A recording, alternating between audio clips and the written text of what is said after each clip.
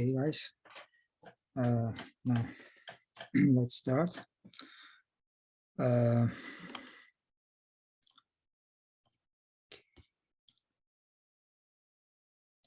everyone.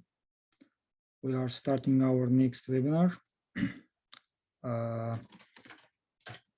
Thank you for joining us and welcome to our webinars. My name is Rasim. I'm community leader at Co-op. And today we are going to hold our next webinar. And we have allocated about 90 minutes and in this webinar. And we are going to listen our speaker, Rustam, our speaker. Rustam is the first who is the second time in our community as a speaker. It means that he has a lot of the information for sharing with us. And now we will, his information will be reliable and valuable for community. And before starting, I would like to give brief information about our agenda. We have 10 minutes the kickoff, 10 minutes the introduction. After I will give the control to our speaker. He will continue and represent his presentation. And after that, we have about a 5-minute break, and we will start Q&A discussion. And you will give your questions, and you will get answer for your questions. After that, warm up. Okay. Let me introduce, before starting, I need to give a brief information about the community and about myself. My name is, as I said, Rasim. I'm community leader at Co-op, and at the same time, I'm instructor at Azerbaijan State Oil and Industry University. Co-op is an open source community where we are building the EGOLIS collaborative community and the community next future community culture with the follow structured and indexed data. There are the main principles in within the community, and we have also I want to introduce the co-host. Webinar is co-hosted by Rustam Hashimov, and he is our friend in ExpertTech. He's a founder ExpertTech company. Next one. Here you can find our social network, the platforms where you can find a lot of information about us. You may after the meeting, webinar, we are posted our video in YouTube. You may find the GitHub issues in the LinkedIn, Meetup, and the Co-op Slack group, and etc. So our sponsor, All My Taxes, and we are grateful to them to support us.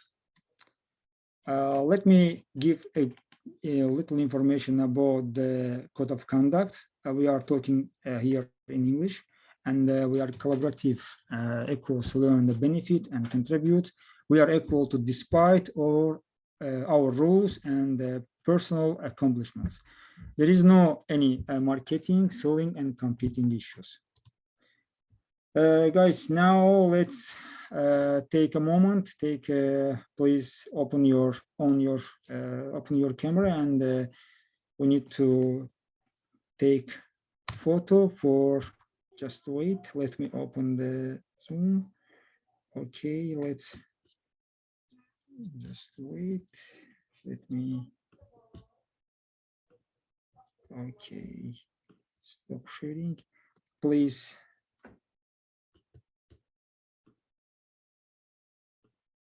Okay, just smile. Let me screen. Just wait. Okay. Hello. One more.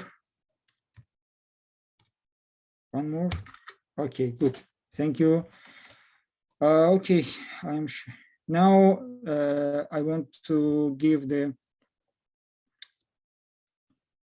turn to the Rustam. Rustam, please share your desk and present your presentation. Rustam, I'm stopping. Oh, hey everyone. Right. 1 second.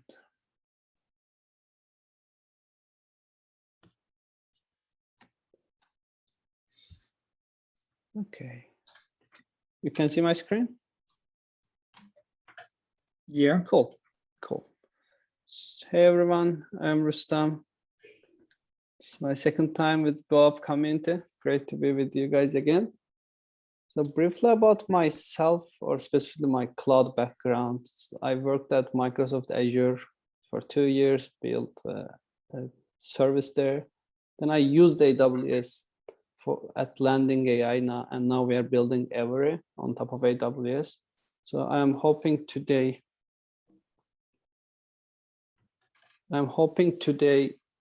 talk to you about what's Everi, why we built it, and one architecture case study that we will showcase how we build an event-driven architecture on top of AWS to build some of our essential features on Everi. So first, what's Everi? Everi is a network for professionals to express what they do and how they feel. What does this mean? So this means, let's go with my example. So we want to create an environment for professional, especially the craftsman people like this community, to share what they do periodically with their community. And if you go to my profile on Everi, you will see the topics I have been talking about, which is automatically curated as you share. And I have more than 70 posts in these days there I have made in last 6 months. So you can find a lot about like what I do on Everi that you wouldn't find in other places. And that's what we want other professionals to do as well. Come and share what you enjoy working on. Second part is like how you feel. Like what you do and how you feel combination defines our professional success. This defines our career in long run and in short term. So how you feel, we approach it with 5 questions. How you feel yourself, how you feel about your work, team, manager, and company. And this, what you specify is confidential. It's only you see it. But it gives you a kind of a mirror to your career, what you do and how you feel. And just to make the concept easy to understand, it's there are a lot of features on Everi similar to what you would find on, let's say, LinkedIn, Twitter, Facebook. So it's that type of network platform. So why we launched Everi?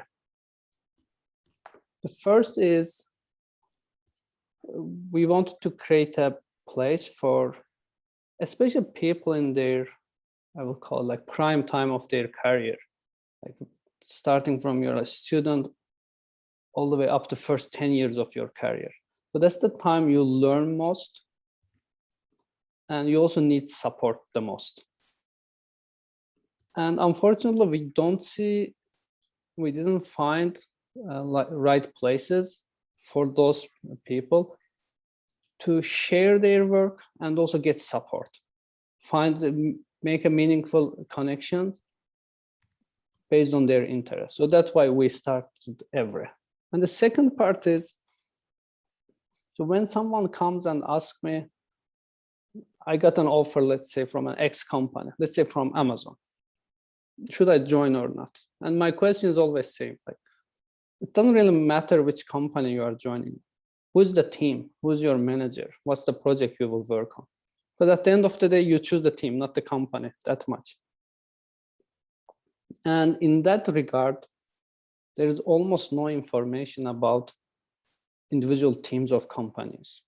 A lot of information about company you can find on LinkedIn, Glassdoor, other places. But when it comes to teams, it's a black box. Like you hear what you hear from the HR. That's making a sell to you to convince you to join. And if it's not done right, you get a lot of frustration. So what's in it for you? Like why you should use Everi? First, as an individual, you should come to Everi and share what you learn regularly. Again, it's a new era. We learn a lot every week, every day. That's the only way to sustain your career, to build your career. So Everi is a great place to share what you learn. It gives you a good way to build your profile, much better than a static resume you would have when you apply to a job. And you can also find great teams to work at. As a team, come and share about your team, attract talent, like transparency and culture. Like this is an example of a team at Landing AI. If you go to Everi, you can find that there are 7 people there. They make updates periodically, and you can see that they are very happy at their team in many dimensions. Like when you want to discover teams, Everi is the place that you can come. Now let's talk about technical part. Everi is event-driven architecture. In general, if you Google up, what does it mean, event-driven architecture? Event-driven architecture is a backend process mainly driven by an event taken by user. Let's look what we have with examples. So one is the notifications. You know how it works on other platforms, Facebook, LinkedIn, Twitter. One user makes a comment, mentions other user, follows, likes. The other user is notified in near real time, saying that there's some new information that you might be interested in seeing. And others messaging, right? Like group messaging. And we also have it on Everi. And if one member sends a message, we deliver it to many other members under 1 second. So two common patterns between these two features. It's driven by an action from the user, and it is happening in near real time. In messaging case, we aim to keep it under 1 second. And how we deliver. So today, Everi doesn't have a mobile application. It's still in progress. We deliver it to the browser. If the users have the our application open on their mobile or desktop browser.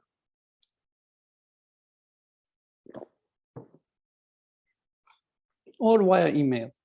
If they are not online, if the website is not open, and if there's a message for them, we want to let them know so they don't miss the information. So there are 2 ways we today notify the user or deliver them the message.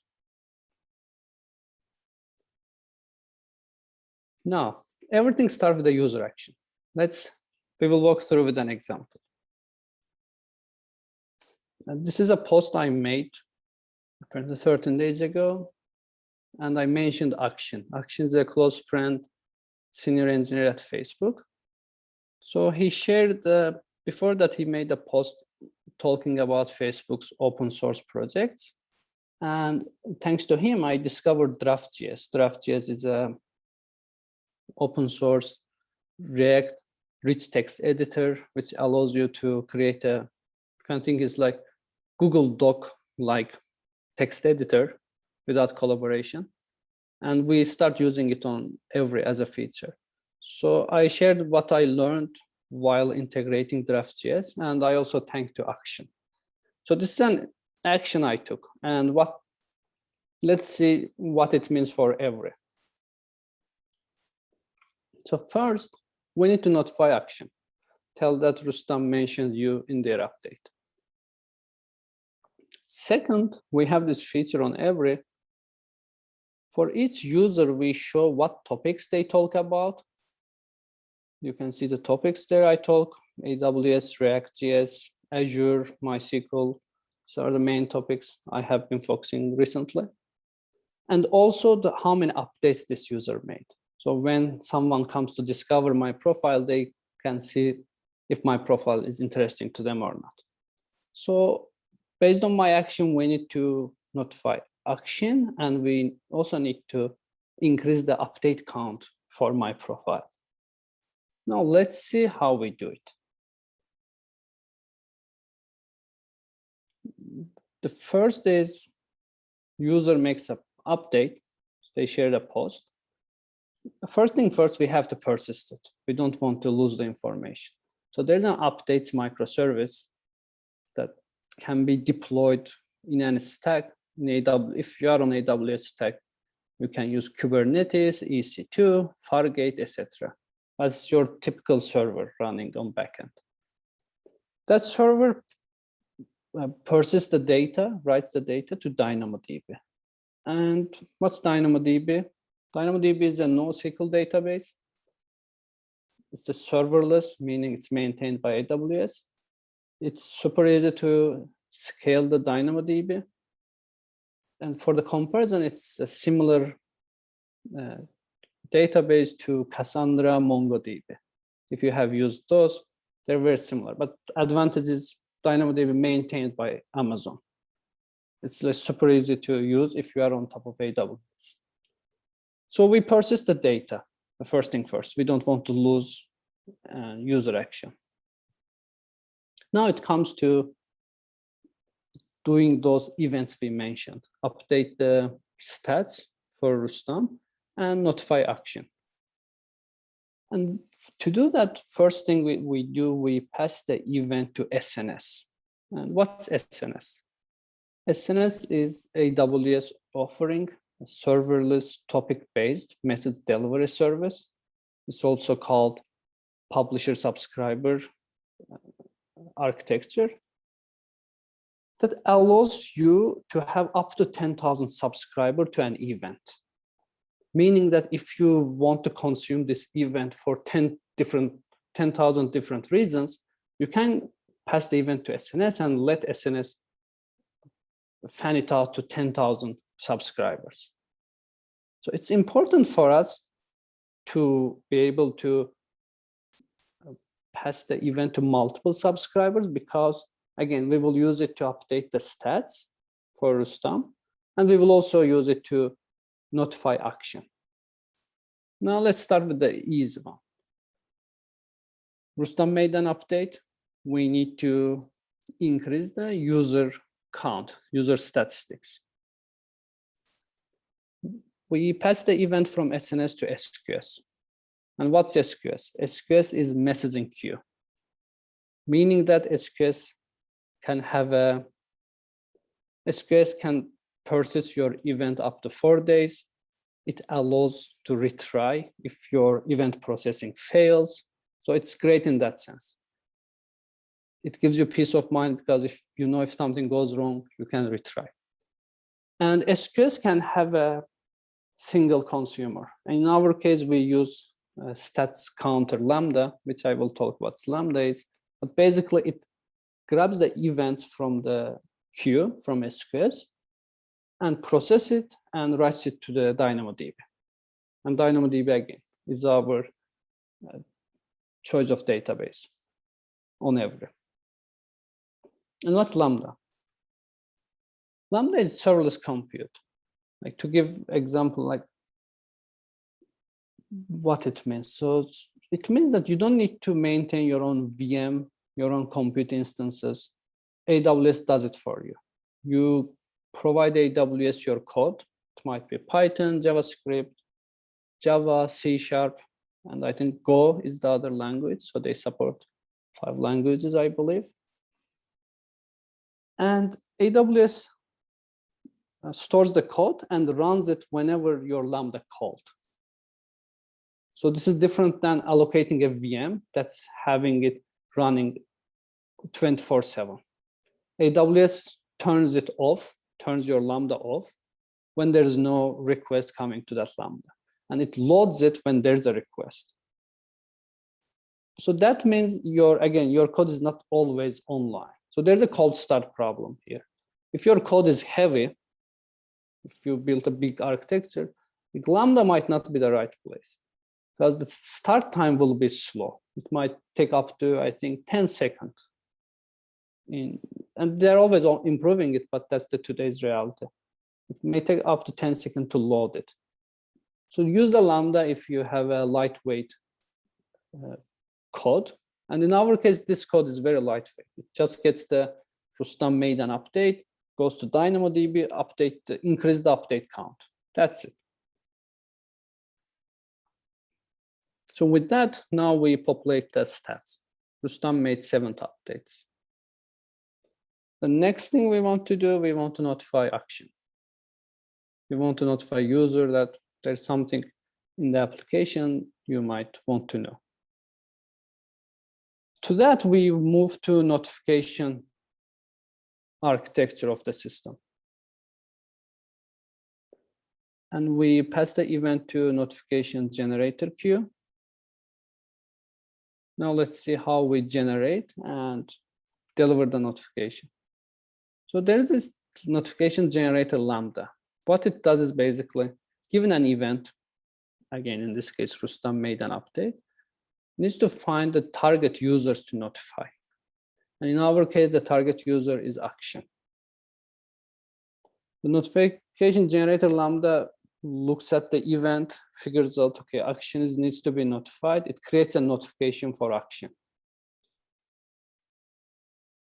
So now we have the notification. But there is one thing we should do before notifying action. What's called is grouping. And you probably have seen it in other applications. Let's say there are more than one person likes a post you made. If the system sends you one notification per user, that would annoy you. Like, that would be very spammy. Instead, what the system does, it groups multiple notifications into one if they're like similar nature. And you can see this example. Rustam Hashimov and 3 other people reacted to my update. So I only get one notification. So next we do the grouping. And let's see how we do the grouping. So grouping, again, we look up the DynamoDB, we find all the similar notifications. And we create one notification, and then we pass it to the notification delivery system. Again, it's another SNS. And remember, when we use SNS when we have multiple ways to consume an event.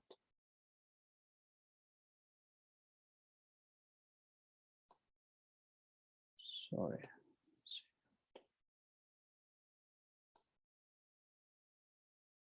Okay, now let's talk about how we deliver the notification. So as I mentioned, we don't have a mobile app yet. So notification delivery is done either to the browser or to an email.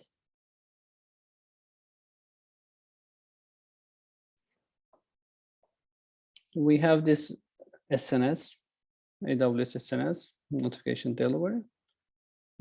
The first thing we will talk how we deliver it to the browser, user's browser. We have another SQS picks up from the SNS, or SNS pushes to the SQS.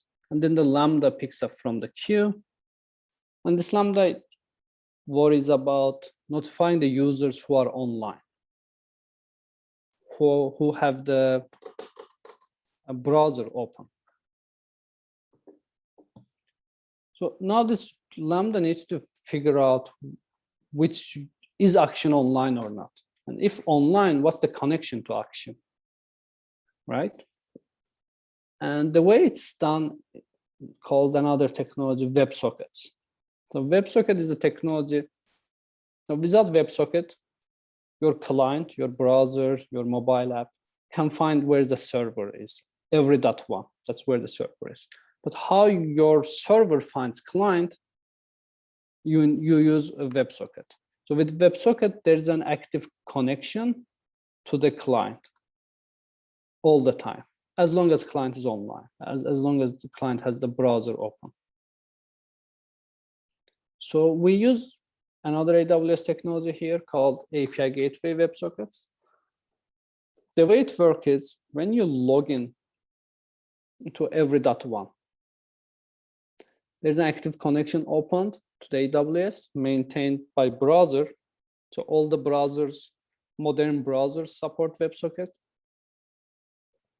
So active connection established between client and AWS API gateway. So when the notification, online notification Lambda wants to find users, says, okay, is there a connection open for action? If yes, push this message down to the browser. All the browsers action have. So once this happens, we have a front-end logic, React logic. We use React Native for front-end, JavaScript framework. So once this happens, you see a notification icon lit up on the browser. And if you click, you will see, okay, Rustam Hashimov mentioned you in their update. So we push it down to the client. So that part is important. We don't wait action to refresh their browser to see if there's something new for them or not. So it happens in real time without user taking any action. So with that, we can assure the user gets the notification in near real time, not real time. So there might be up to 2-second, 3-second delay because all the SNS, SQS, and Lambda work going on.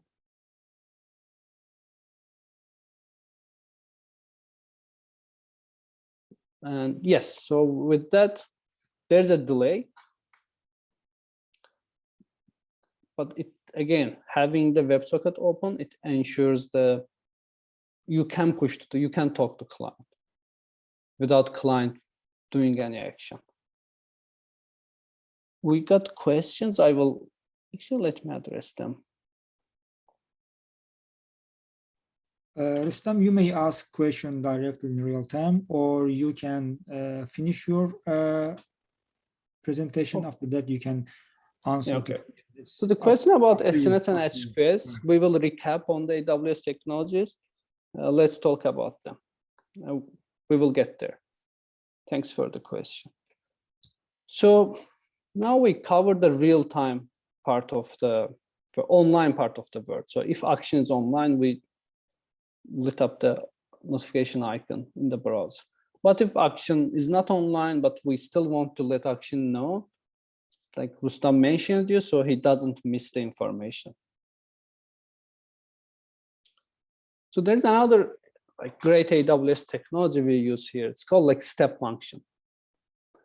So step function allows you to put multiple lambdas together, to orchestrate multiple lambdas with a rule-based graph.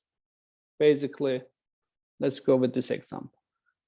So first step, we say, wait for 3 hours. That's the first step in the step function. And the reason, because if action checks the notification within 3 hours, we don't want to notify him to spam him on the email. So the first step task is wait 3 hours and then call email sender lambda. So there are like 2 lambda combined together under a step function here, but you can build way more complex step functions with the graph-like rule-based architecture. So email sender lambda wakes up after 3 hours and checks if has action seen the notification or not. If yes, then don't do anything, just terminate. If not, get actions email and send an email. And how we send email, AWS has another service called simple email service, which is actually simple. Basically, you pass the email and the content to SES and it delivers it. So this is how we basically would notify action after 3 hours if he doesn't see the notification during that time. So let's recap notification flow. The first step was find the target user to notify. Second step is group similar notifications into one. Okay, we need to notify action. We don't want to spam action. So group multiple notifications into one. I mean, in this case, there's no grouping because it's only I mentioning action, but as you saw in other examples, there might be cases the grouping is important. The third is deliver it. And the way we deliver, again, we have browser and email connection to the user. We don't have mobile application yet, but if we had mobile application, it would be another delivery step in our last previous slide. So this system is easily expandable to allow more delivery types. So I will briefly talk about messaging. I will not show the architecture because it's very similar architecture. So messaging is actually simpler than notification system. For any message sent, we need to persist it so we don't lose it. We need to write it to database. And I'm not going to talk about how securely you can encrypt the data, etc. AWS has tools in DynamoDB that you can encrypt. You can ensure the security of the message, of the information. So that part is handled by DynamoDB. So the next step, first step, for any given message, that's persisted, we need to find who to deliver to. So all the members in that conversation group, on that message group. We find those users, and then similar to the delivery architecture we mentioned 2 slides back, we either deliver it to browser or email. Similar logic. If user online, push it to browser. If not, wait for some time and then email them. So probably you observed, we heavily use AWS Serverless stack. I mentioned DynamoDB, step function, Lambda, SNS, SQS, and SES, many of them. And that's for a purpose. And let me mention what are the advantages of AWS Serverless stack. First of all, it's cheap. You only pay for what you use. Meaning that if your Lambda doesn't get a request, it's not executed, you don't pay for it. If you are not sending an email, your email service is not charged. So this is what would be alternative. You deploy your own email service. It runs 24/7, and it's consistently costing you money because you are running it. The serverless, you don't pay for what you are not using. It's only pay as you use. And by the way, AWS, also Azure and Google, they have a lot of free tiers, especially for serverless stack. So if you are starting a project that you don't want to spend money from your credit card, if you start with serverless stack, there's a free tier for Lambda, for other services that you can get a lot done without spending any money. So it's easy to maintain. That's the second important thing about server. So what I mean easy to maintain? Again, if you deploy your own server, if server goes down, it's your responsibility. And if people who have done production level work and have deployed their own service, their own server, they know that it's so easy to get a 3 a.m. call because your server is down. You need to wake up, take care of it. So in serverless stack, AWS gives you guarantee. They give you a service level agreement that those services will be up 99.9% of the time. So it's AWS responsibility to make sure your Dynamo, Lambda, etc. are up and running. And they do it well. The other great feature is easy to scale. So all these services I mentioned, we use, they have either automatic scaling logic, or with a simple configuration, you can make it automatic.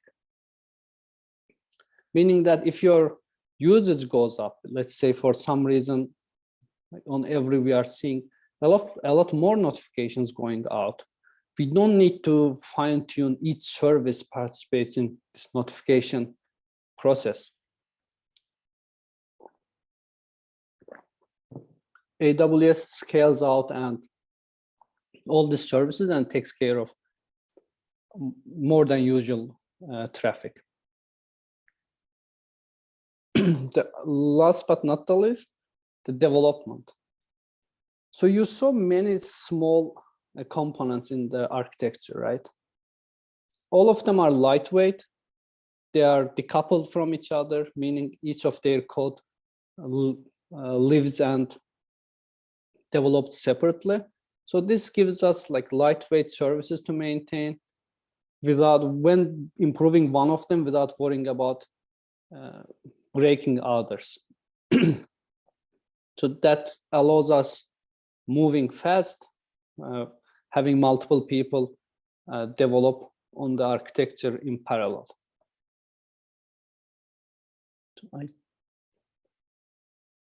Just to recap on AWS services.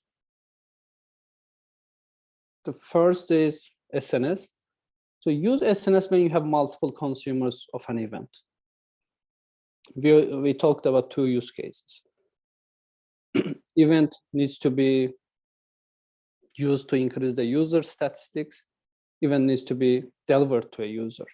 Or while delivering, it needs to be delivered via online to the browser or to the email. So in this case, when you need to have multiple subscribers to an event, use SNS.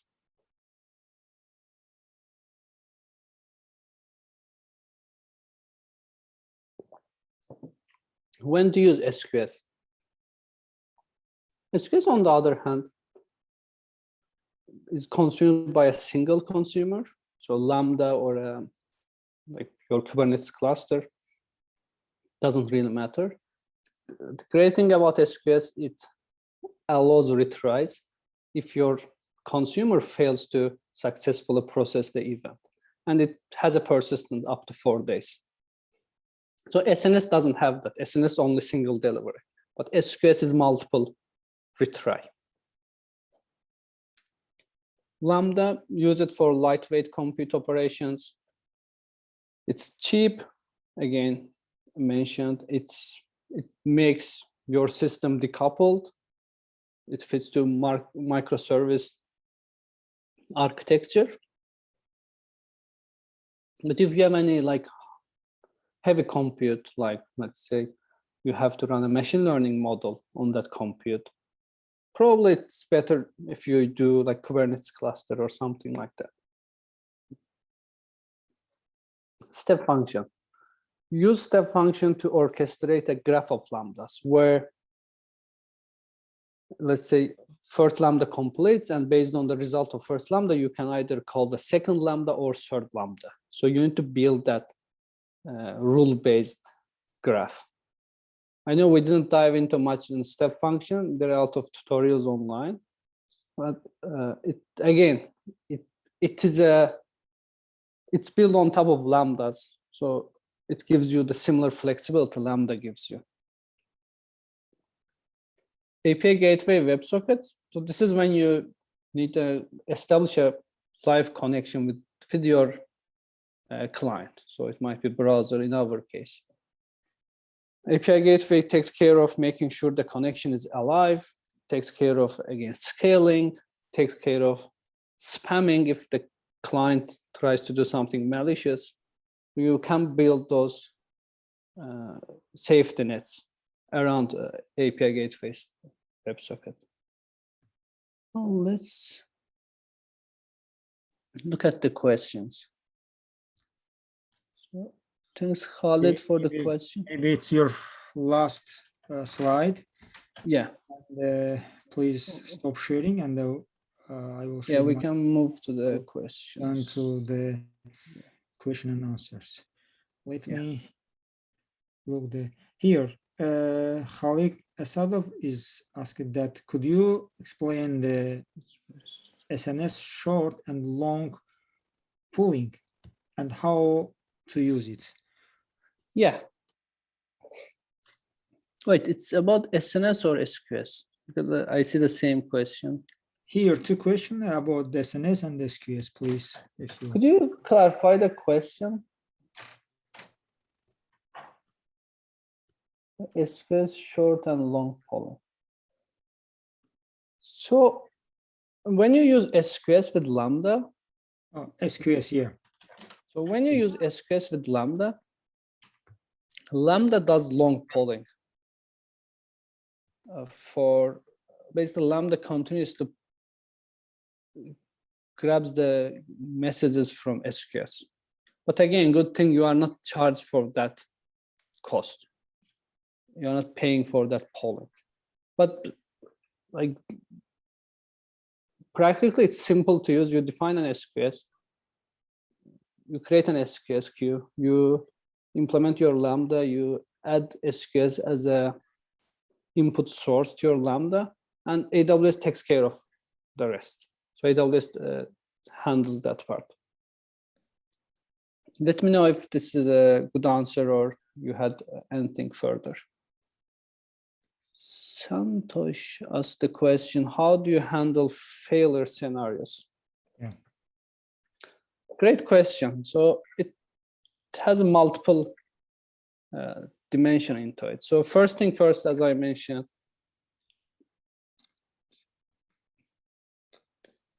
like you make sure you persist the data before acknowledging to the client, saying that, okay, it succeeds. So for message, you have to write it, assume your tables. For notifications, similar. For user action, you have to make sure you persist it. So no matter what, you don't lose it. And the second thing is you also queue it or you pass it to SNS. So you make sure rest of the system picks it up. So if SNS to SQS pushing fails, you cannot retry because SNS doesn't have retry. But the real it's AWS to AWS services, right? And AWS again gives a huge guarantee that those services will be up close to 100% of time. You can ignore, like for an application like this, we can ignore that AWS outage. I mean, if it happens, so the way, if it happens, it would be AWS outage. And the way, which we haven't done, but bigger services deal with AWS outage, you replicate your system in multiple AWS data centers. So if one of them goes down, you have backup system.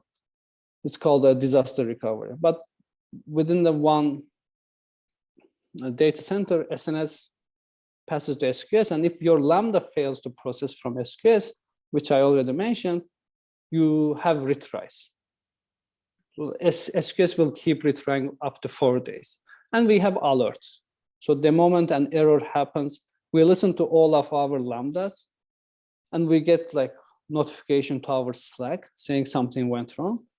And we can debug, fix, and push it because we have 4 days. And there's also another concept called within SQS dead letter queue, which I will not get into much, but it gives you, if you are stuck, you pass it to dead letter queue. It's another SQS, you can process it from there.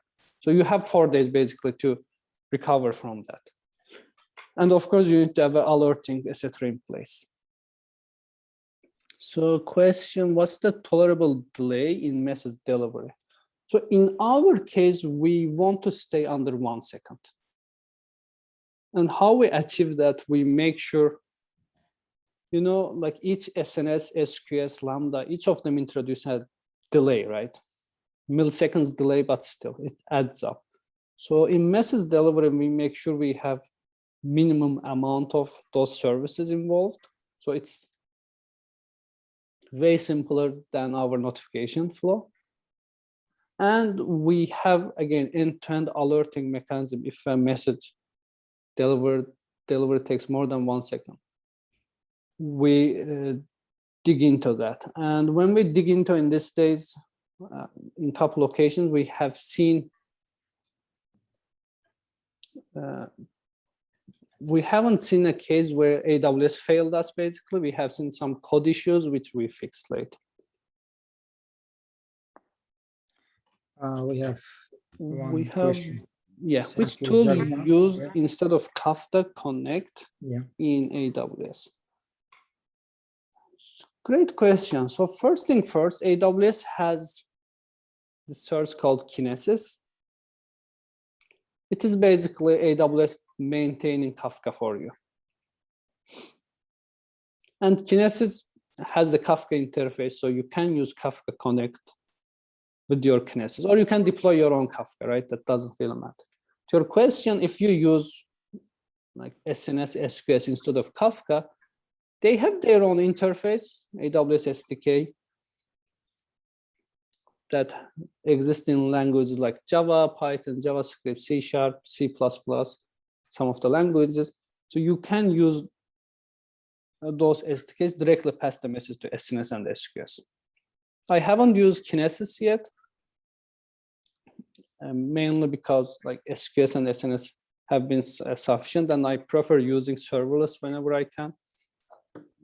Again, it's cheaper and easier to maintain. Rustam, could you please stop sharing, because or Sure. click to the Q&A part? Sure, I will stop sharing. I will let you take care of this. Yeah. Thanks for listening. Okay, let me. Now we have about a 5-minute break, but I think if you have questions, we may continue, because I have also have my questions. Let me turn to the presentation, to the Q&A. Just wait. Let me do it.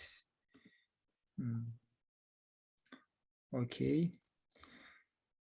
Please ask some if you have question. Let me ask my question first. Rustam, my question is that is your product doing some clustering for some users or some notifications? I mean, for some reporting or some doing for another purpose. Are you doing some clustering in your product for notification or for users? Question, we have this, it's not for notification, but like if you visit our app, we really want to build a interest-based community. And to do that, as you make posts, we extract the topics. We use a machine learning model to extract the topic, right? As you saw in my example, in my topic, there was AWS, I think the SQL or something like that.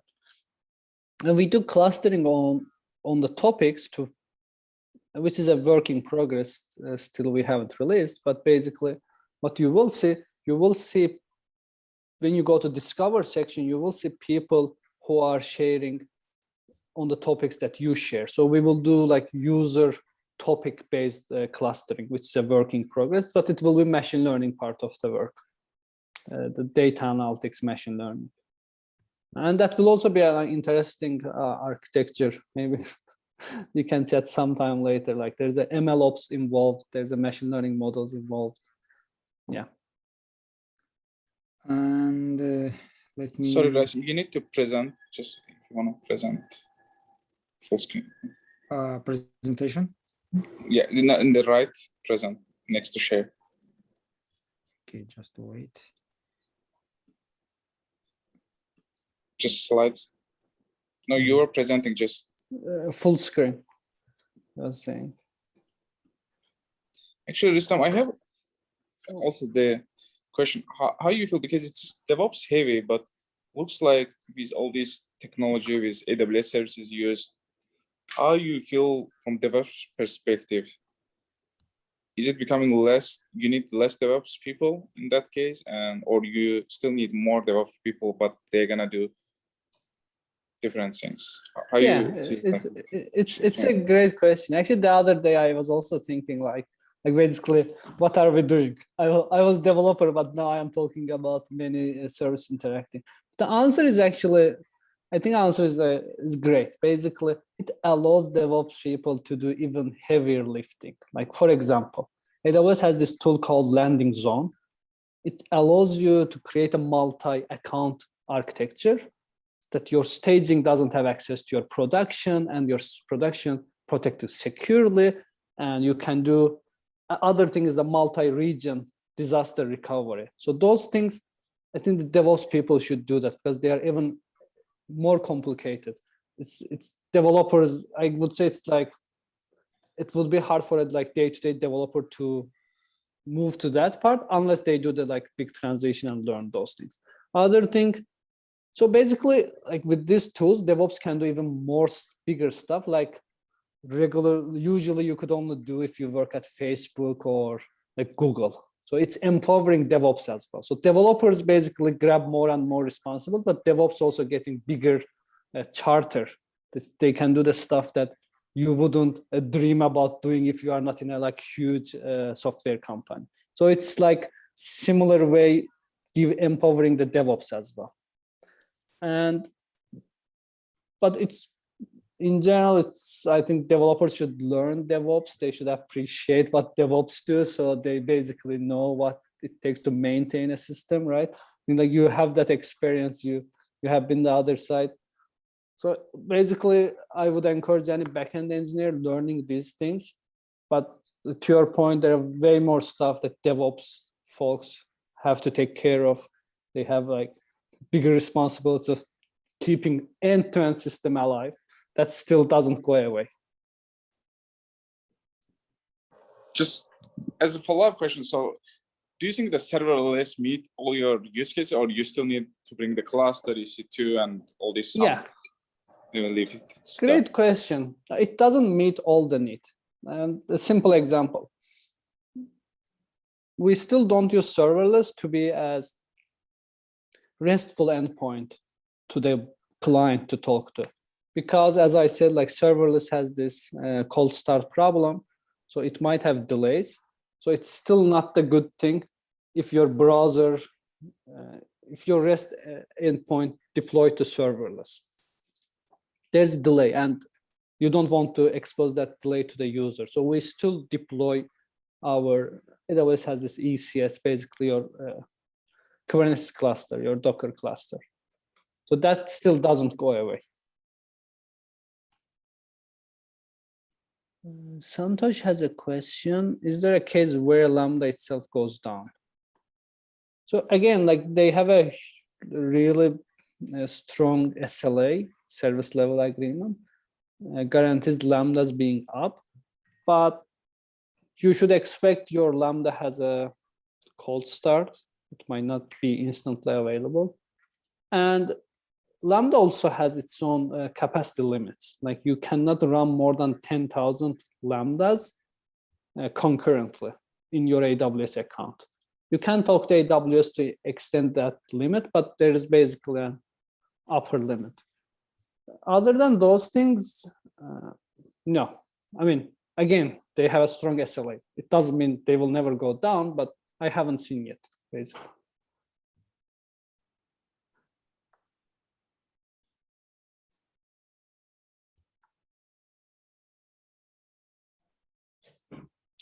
Cool.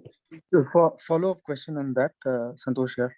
So, I mean, do you account for any, I mean, implementation which handles scenarios as such, like Lambda going down or whatever kind of managed servers are there from AWS or any cloud vendor? Yeah. Hi, Santosh. Great questions. Thank you. So the way we the architecture I presented, there's always an SQS in front of Lambda. So the way it works is Lambda grabs a message from SQS, event from SQS, and SQS expects Lambda to report back when the execution is complete. Let's say your Lambda crashes in the middle. It might be your code bug or it might be AWS goes down, right? SQS will wait 30 seconds. And if Lambda doesn't report back, SQS will queue that message again to your queue. So that means your message is not lost if your Lambda crashes. And you have again up to 4 days chance to get that message processed. But what you need to worry about as a, I mean, we need to worry about as a developer, what happens if your Lambda crashes in the middle, right? So if you have something that has to be transactional, meaning if it fails in the middle, everything needs to roll back, it's like developers' responsibility to implement it that way. So you don't create a duplicate entries in the table. You don't increment something unnecessarily multiple times, right? So but it's your typical transactional development that might happen on Lambda or if you deploy your own server. Okay, thank you. Sure, thanks for the question. Thank you for question. Do we have any question?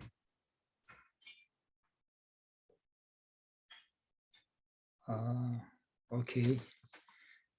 We can turn to next stage. I mean, if we don't have question, we can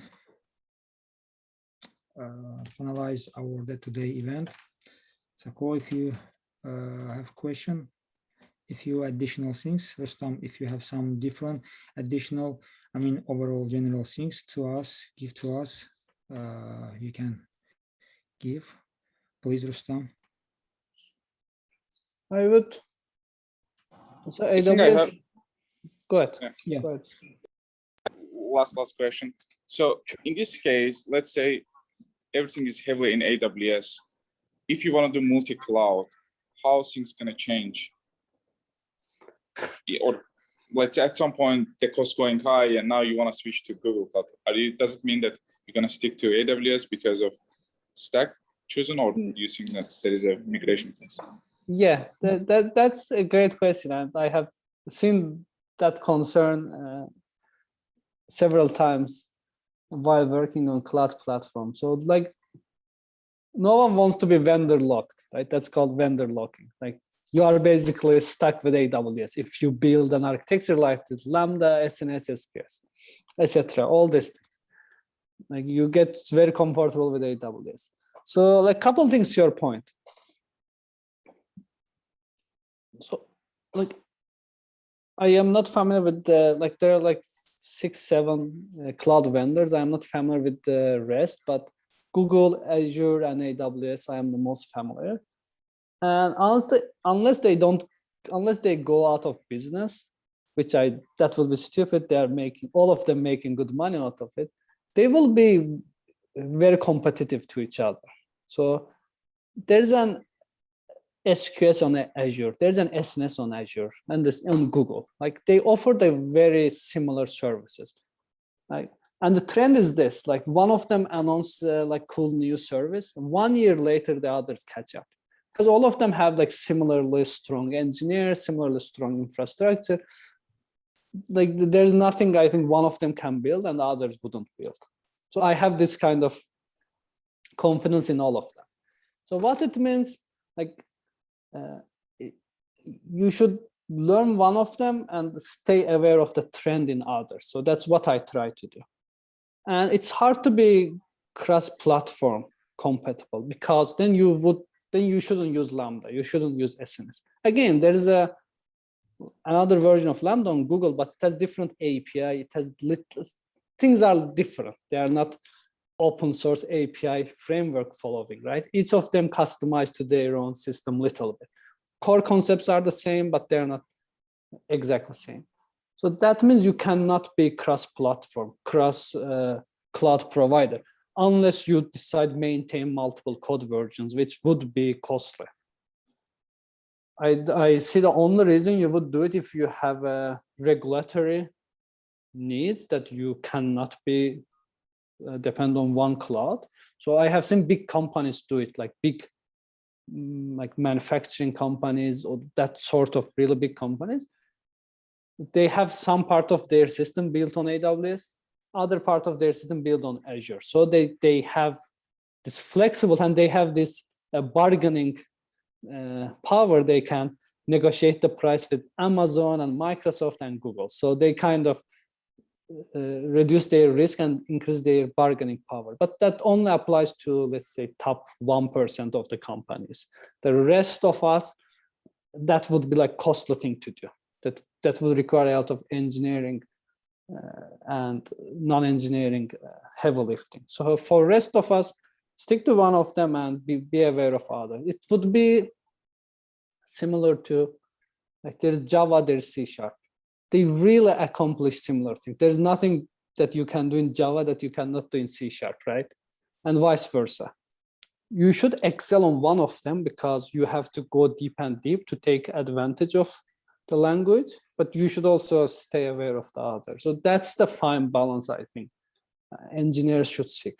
Don't worry about basically going deep into one of them, but don't lose the sight from the others. Yeah, I think I have the follow-up the question then. To keep the cost reasonable, is there anything you can do with these managed services, or you think that's once you use them, that's it? Yeah, like, or you can still do some other workarounds if it's going high, let's say, or something. Yeah, good question. Are you talking about like within one cloud? Yeah, in AWS case, because for Kubernetes and so on, you can bring the nodes down and you can scale out and all these different things. But with this managed services, let's say, Yeah. Is there anything that for cost? Yeah. So just to recap, like pricing among cloud providers are very competitive and similar. You will not see a drastic difference. But within one system, in each of these service, there are safety nets. Like let's say WebSocket, right? There's a configuration you can say, don't allow more than 1,000 active connection. So you can put that type of safety nets to reduce your cost or to keep your cost balanced, right? You want to know how much you're gonna pay at the end of the month. So you want to avoid the shock. So in all these services, similar to Kubernetes, what you can do, you can put that limits. And then AWS would follow that. So each of them has the configuration that's so easy to apply.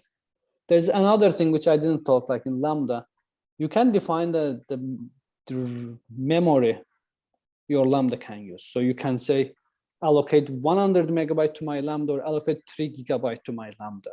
And it's a configuration you can change anytime you make a deployment. So you have the full power in terms of controlling how much resource you want AWS to give to you. And then once it hit the limit, it's gonna throttling? Yes. Okay. Yeah.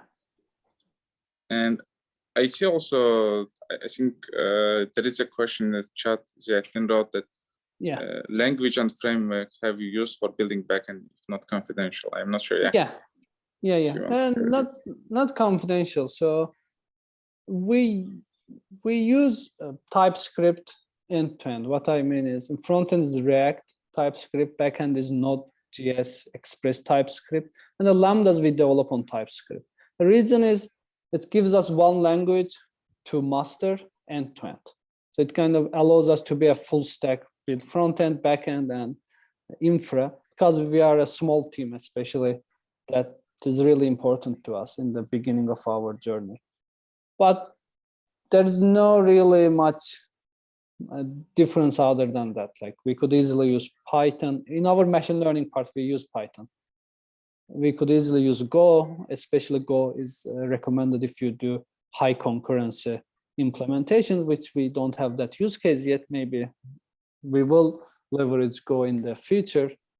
Yeah, so that's what we use. TypeScript basically like type JavaScript. Sorry, Sure. a follow-up question. Oh yeah, sure.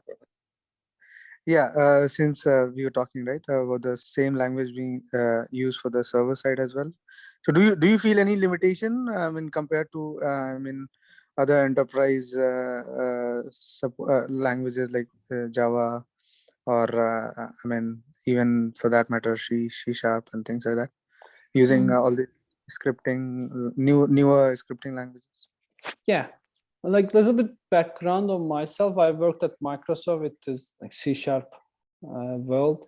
We did a Java open source on Microsoft. Then at Facebook, I worked with PHP, Python, Instagram used Django as framework, so it's on Python. I worked a little bit on mobile, so iOS mobile, I exposed to Objective-C as well.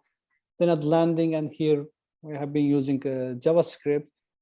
So I kind of like have seen all, and for this type of use cases, like also all would work. Like some of them shine, like let's say if you do machine learning, Python has way more machine learning libraries you can imagine, and you wouldn't find them on JavaScript. So it wouldn't be right to use JavaScript for your machine learning development. And the Go is great for concurrency. C# and Java. I loved using both of them long time back, but I don't know if I would start a new service on them, because I don't know, like JavaScript and similar like Python, they're way lighter, easier to develop. I appreciate like C# and Java having those strong object-oriented paradigm, strong typing, which I hate that JavaScript and Python are not static type, but TypeScript gives us that. So I use TypeScript. So basically what I would say as a person coming from object-oriented background, Python, JavaScript are not that perfect, but they get the work done. I still miss that I don't have those C# strong concepts, but the trade-off is the faster development, and we take that trade-off. Okay, thank you. Awesome. Sure. And I have one more question just regarding the PII data security, because you're in small size and probably you don't have maybe dedicated engineer for that. How you handle any AWS services you use for that, and yeah, just in general. Yeah. So we still are in federated login, means that you can log in with your LinkedIn and Google. You don't need to log in with the password. So that's one concern we avoid. We let Google and LinkedIn handle your password. You only get a token with expiration. So when it expires, you relog in with your Google and LinkedIn. So that's one part covered. But if we were to implement our own, there's this thing called AWS Cognito. So Cognito takes care of storing the passwords. You are just a middleman between Cognito and your user. And of course, you implement your HTTPS, you use SSL, so you secure that you being the middleman, you don't leak the password. But that would be the choice of service we are using. Again, kind of you trust on the AWS doing that. And in terms of protecting the data, I mentioned briefly, like Dynamo has this, Dynamo, SQS, SNS, all of them have encryption. It's just a configuration you turn on. And also the other stuff I mentioned, landing zone, which is like multi-account structure where your production account cannot be accessed casually. It is within a private hosted zone. But only one dedicated, that you don't expose it to the rest of the world. So any connection request, any request to that would fail unless it's coming from your own API gateway. So you put an API gateway, you do your authentication right there with either AWS Cognito or with federated, and then you allow API gateway to talk to the rest of the system. And the rest of the system is isolated from the rest of the world. So it's called like private hosted zone and cannot be accessed externally. So AWS has these things, and it's something you can't basically get it right, even with small team. Of course, again, there are like more and more features of landing zone I would love to use. We haven't got to use all of them, but at least in terms of security, I think like nowadays it's possible to start right. Basically, to start giving confidence, getting the basics right. Secure your data, secure your credentials, secure your users' data, and secure your users' credentials. So those things are already baked in place, and everyone should use it, basically. And I have also, I don't know if you have experience in general, the difference between the, I don't know, Vault, AWS has also secret management, and there is also 1Password. Recently they came with similar functionality. and which one you would take over another for credentials and tokens? I have used Secret Manager, but I haven't used others so that I can compare. And I'm not like a security engineer, so I basically use Secret Manager, trusting AWS will get it right. I can give a like ballpark answer in general. In general, AWS services are not as user-friendly as their small startup competitors. Like I had this experience with the Cognito, and there's this thing called Okta. It's a big one. Yep. So Okta is easier to use compared to Cognito. It has a way richer features. And we were talking to Cognito team. They said, yes, like if you have more and more feature, use Okta. We don't have that, and they don't plan to match Okta. So those startups, those smaller companies, since they are focusing on that feature, they have way richer features. So I wouldn't be surprised if you find like third-party offering from the ones you mentioned that has better features than Secret Manager. What AWS is good, it's cheaper almost all the time. So in Cognito and Okta comparison, Cognito was way cheaper, and it had the features we need, so we went with Cognito. So yeah, I think Okta is one of the things. Whatever project I join, it kind of makes so many things easier. yeah. And how about the CI/CD part? There are different. So which one you experience and which one you find kind of more user friendly for use case? Yeah, it's another one of them. AWS could do way better than they do today. So for serverless, we use basically Lambda specifically. For Lambda, there's this thing called Serverless Framework. It's an open source framework that gives a support for Azure, AWS, and Google. So you can maintain. So to your question of not being vendor locked, if you use serverless, it gives you basically the bigger peace of mind that you can kind of change the configuration a little bit and push to Azure and Google. So serverless helps handling Lambda, but for the services we need to deploy like ECS, Kubernetes clusters, AWS has code pipeline. They're improving it. So at landing, we had a hard time getting a green blue deployment right. It wasn't that user friendly, but I see nowadays they're improving it. And again, there are like third-party alternatives, the Circle CI, etc. You would know maybe better than me. They are more user friendly. Yeah. So they're not doing great basically. But they are getting job done, I would say. I think, let me give you last question. I think then we will pretty much cover a study part as well. So regarding the monitoring and logging, because one of their friends, they were also complaining about the cloud watch the price going quite high. I don't know if you have the preference one over other and which ones you would think that. Yeah. What's going high? Sorry, CloudWatch. The CloudWatch, the price going quite high. So would you go to like Datadog, Logic, I don't know, Prometheus, Grafana, all these different options? Yeah.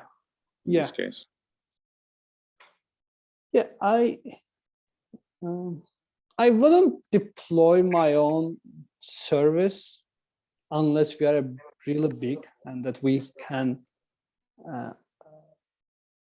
afford having a dedicated team to handle. If that was the case, if we get to reach that point, we would, Prometheus can be, Grafana can be. For frontend, there's Sentry.io.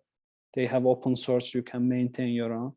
But till then, I would avoid that because, again, to develop the features rather than maintaining those things, even cloud was a little bit higher. And regarding the others you mentioned, Datadog, Sumo Logic, I have used New Relic before. I'm a little bit familiar with Splunk.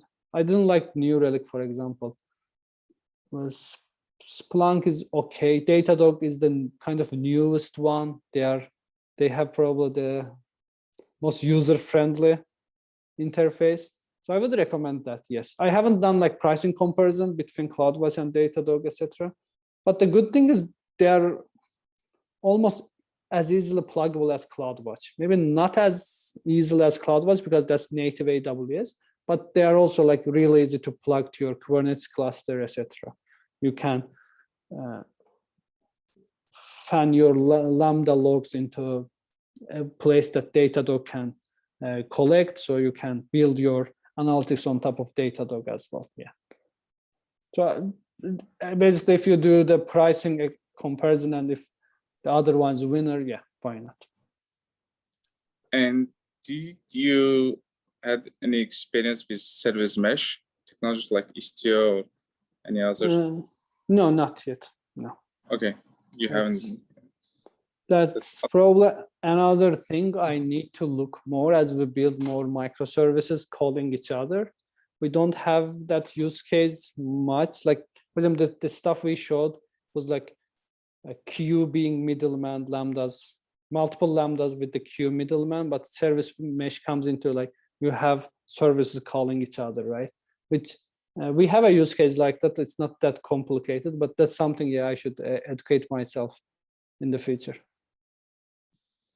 But do you use kind of any in the cluster ingress controllers, and which one you would? Any ingress or egress also? So we today use AWS has this thing called like load balancer and target groups. So we go with that. And for service discovery, again, that part is not complicated. It's like simple configuration, but I can see they are going complex as we evolve because we want to continue doing microservice. And yeah, so basically my current answer with our current stack would be weak. We haven't got to expertise on that part. I see. I think, yeah, last question. And is there right now for the any web application firewall or something that AWS also has? And have you experienced or used? And so because API, Cloudflare also, they have some. So API gateway comes with that. So just check API gateway. That's okay. Nice. Their service to be a front gate of your backend system to the rest of the world. So it comes with those features, security features. Yeah. Yeah. Thank you, Rustam. Appreciate sure. It was DevOps heavy discussion. Rasim, I will let you take from there. Thank you. Thanks. Great questions. Thank you, Rustam, for your amazing presentation. Okay, guys. We have if you want to review our open issues in GitHub, you may go to our GitHub account. And thank you for your attending to our webinar. Thank you, Sako. Thank you, Rustam, for the amazing question answer. Okay, we may stop our. Okay, if you. Okay, just I'm stopping. Achal joined your as a co-founder, and Achal, I don't know. Thank you so much for taking your time and appreciate amazing platform, amazing teamwork. Thank you, Sako. It's barely any instance where I'm not listening to Rustam and not learning something new.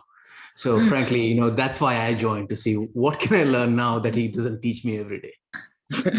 Yeah, it's really amazing. Such a heavy social platform and two people behind you guys doing an amazing job. And mostly him. Even if he tells you it's two people, it's mostly him.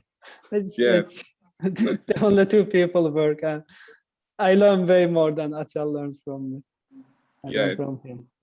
It's like social platform, and it's really, we believe, and as a go, as much we will try as much to utilize and more using. And I personally liked it, that there is no other thing like distraction. So, and yeah, good luck with that. And thank you for taking time, sharing all these secrets with us. Yeah. We would love Thank to you. see more activity, more participation. I think forums like these are absolutely amazing. I feel so fortunate to discover that, you guys are doing these forums to share such deep topics. The way Rustam explained why we built Everi, and really the reason is very simple. I mean, we don't feel like people are collaborating and sharing as much as they should. And once you start doing it, it starts having a positive impact on your work, your career, your satisfaction, and it just builds from there, right? So thank you for having me also. Yeah. And I look forward to seeing you all on Everi. Thank you. Yeah. Thank you, guys. Thanks, everyone. Thank you. Great Have a nice weekend, questions. guys. Thank you. Have a nice weekend. Bye, everyone. Thank you. Bye-bye.